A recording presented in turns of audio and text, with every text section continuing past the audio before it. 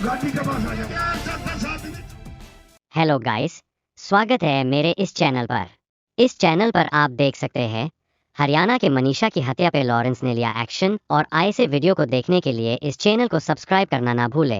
भिवानी की बिटिया को इंसाफ दिलाने के लिए अब एक ऐसा शख्स सामने आ चुका है जिसका नाम सुनने से अच्छों के हृदय की धड़कनें तेज हो जाती हैं।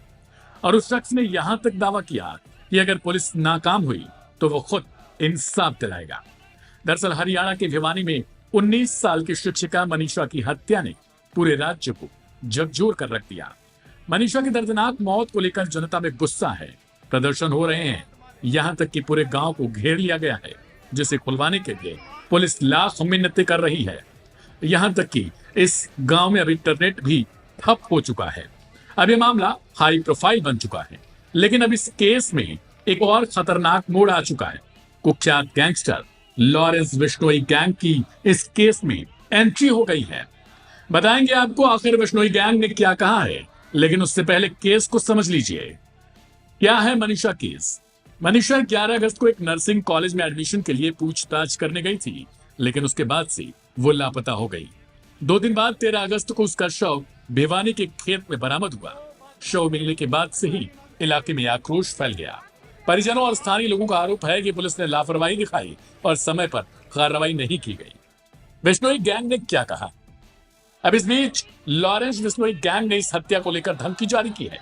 बिश्नोई गैंग ने कथित तौर से सोशल मीडिया पर एक पोस्ट वायरल की, जिसमें गोल्डी ढिल्लों और लॉरेंस बिश्नोई के हवाले से लिखा गया, अगर हरियाणा पुलिस इंसाफ नहीं दिला पाई तो हम खुद कातिल को मौत के घाट उतार देंगे।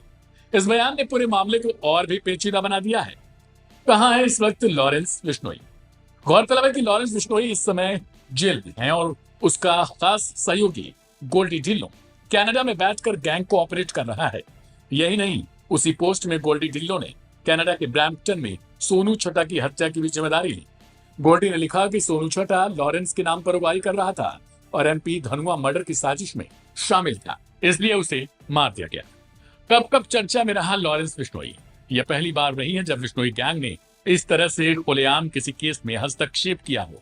लेकिन मनीषा हत्याकांड के बहाने लॉरेंस और रोहित गोदारा गैंग हरियाणा में अपने वर्चस्व की लड़ाई भी लड़ रहा है। यह केवल न्याय की लड़ाई नहीं, बल्कि गैंग वॉर और ताकत के प्रदर्शन का भी मंच बनता जा रहा है। मनीषा केस में अपडेट। हरियाणा सरकार ने मामले को गंभीरता से लेते हुए अब इसे सीबीआई को सौंपने का निर्णय लिया। लेकिन सवाल यह है कि जब गैंगस्टर खुलेआम पुलिस को चुनौती दे रहे हैं तो क्या कानून का डर खत्म हो चुका है?